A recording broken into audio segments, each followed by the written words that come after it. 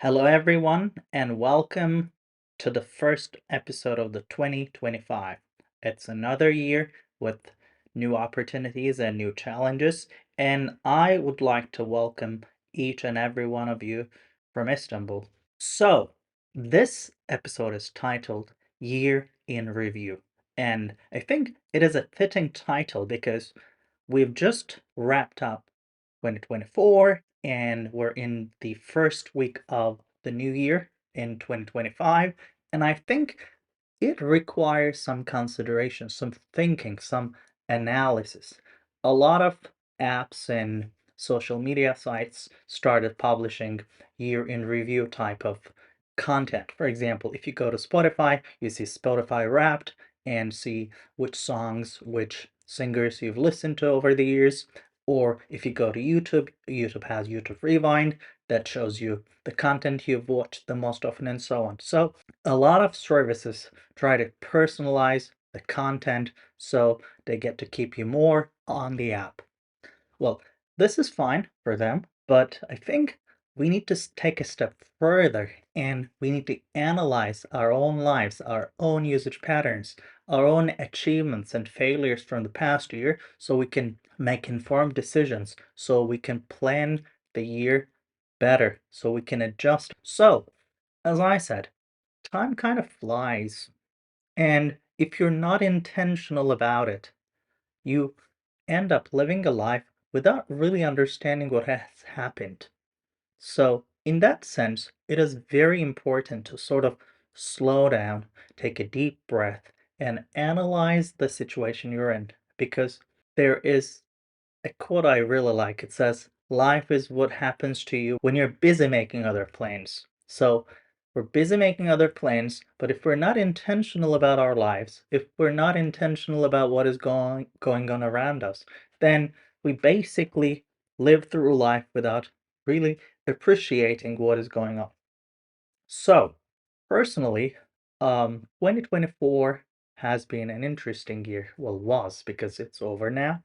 2024 was an interesting year because I've seen firsthand how AI has transformed industries. For example, in the past, people feared that advances in technology would replace blue collar jobs because, office jobs, jobs such as programming, were thought to be very high skilled jobs and difficult to replace.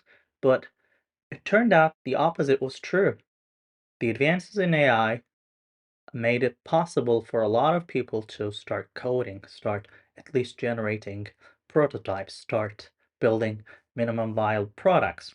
And on top of that, we've seen areas where human creativity was essential to be playgrounds for AI. For example, music. We've seen several AI models who can generate music, lyrics, and almost sing as well as a singer. That was certainly transformational. And then we've seen image generation and video generation models that can produce lifelike results. And it is kind of scary because, at one point, it will be very difficult to differentiate between AI generated content, images, videos, audio, and the real ones. And additionally, last year we've seen the rise of voice cloning technology, which can replicate your sound in very close detail. It's almost as good as the original. So this is both great and, as I said, scary because it can be used for harmful purposes, especially for fraud and, you know, different kinds of tricks and pranks. I'm fine with pranks, to be honest, to a certain degree. Personally, as I said, it was incredible to see the transformation in different industries as a result of the AI. And honestly, it will certainly bring new discussions around job security, the new types of jobs in the future, and the definitions of certain existing jobs. Well, that's the AI side of the things. Let's move on to the personal side. And in 2024, the most notable project for me personally was starting the English from Scratch course. It is a 16-week online course, and what is remarkable is that we've been able to reach more than 21 cities. And even more remarkable is the fact that we've had students from 3 different countries. Most of the students were from major cities, but I could also see like students from lesser known cities or from sort of smaller cities. It is remarkable because, I am preparing a course here in Istanbul, and people from all over Turkey and from different countries can easily follow that course. That is remarkable. I really love this access part of online courses. It makes it a lot easier to access information that was in the past limited geographically. For example, if we lived 200 years ago, in order to gain the same education, you'd have to travel to a different city, and life would not be that convenient. Additionally, it is interesting to observe the different kinds of students and different personalities. For example, we've had some students who were very active.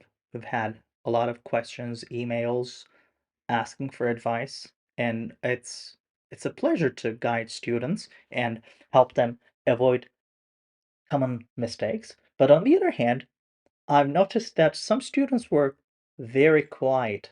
They kept a very low profile. At first, I wasn't sure if they were following the courses, but then it turns out they're very much into the courses, but they just want to move at their own pace. Like, they do everything, they complete their responsibilities, but they don't want to interact with me or with the others. They just want to consume the course, consume the content at their own pace. At first, this seemed a little interesting, but then I came to appreciate it because sometimes I'm just like that. I don't want to be bothered. Like, if there is something I'm focused on, I just want to do it. I don't want extra interaction. So I came to terms with that. But, as a teacher, it's a bit different because, you you want two-way communication, but sometimes it's not like that. And I've come to respect that because, people are different. So I'm not trying to force everyone to talk actively, to like keep asking questions and so on. I just let my students know if they need help, I'm there. But if they do not want to be contacted continuously, I let them have peace, have them free space. So that was interesting. And finally, I think it's important to sort of plan for the new year. But one thing I noticed in 2024 was the fact that if you're not advancing, you're basically going back. Like, if you stay at the same place, at the same level, if you just try to maintain what you have, the level you have, you basically go back. You don't move forward. Like, life is interesting. Life does not let you stay still. Staying still kind of means losing.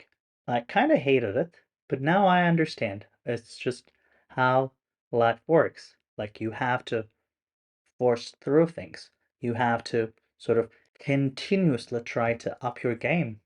There was a time when I felt sort of satisfied with my accomplishments, and I was like, okay, I've accomplished a lot. I can just rest and take some time off.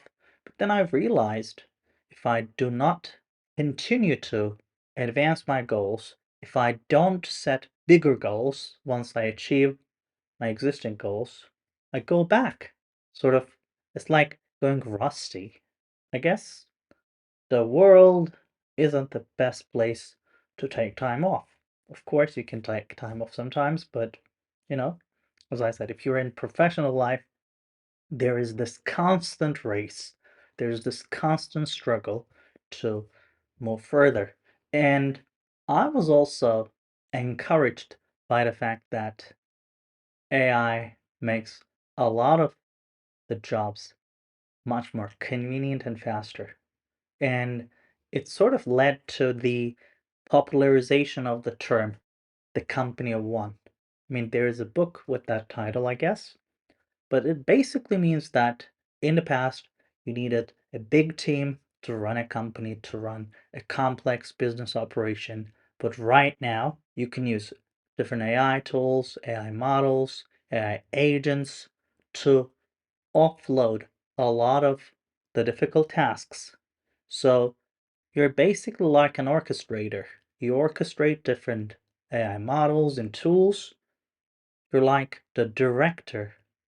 You have a company, you're the main director, like maybe the CEO, and you basically command and direct AI models, AI tools to get the job done. And you become a company of one. That's a remarkable paradigm shift, one that we haven't seen maybe in centuries. And I'm really curious about the transformations and the social ramifications, professional ramifications this will bring. We'll see. We'll live and see. We'll experience it over the years. And these changes kind of encouraged me to work harder because I think we're going through a radical transformation. And this time isn't the best time to take some time off. So it's like I'm back from retirement. It's like I'm back to work. It's like I'm pulling all-nighters again. It's like I'm working 18, 16-hour days again. It is sometimes challenging, but when I see the fruits of my work, when I see the products, the outputs, I feel very fulfilled. And this year, I'll continue to ship new products, new trainings, new courses, new apps, and I'm hoping that all these resources will help our students achieve more. And basically, our motto is like English for the last time. Because in Turkey, students keep trying to learn English, but they generally do not have access to the right resources, the right guidance, and as a result, they fail. And when they fail several times, they lose hope. They feel like a loser. But that's not the case. Like the problem is that a lot of people do not have access to the right kind of guidance, the right kind of materials, the right kind of roadmap. With the right roadmap and with enough determination and discipline, learning a language isn't that challenging. I mean, of course, it's not easy, but if you invest properly, you'll get the results you want. And our goal here in our business is to help students make English an asset, not a liability in business speak. English, or the ability to speak and communicate in English, is a great asset in our globalizing world. But for many people, it is a liability. And we're here to change that. Well, these are my ramblings for the new year and sort of commentary about the past year. I hope it's been enjoyable and helpful, and definitely feel free to join in the comments.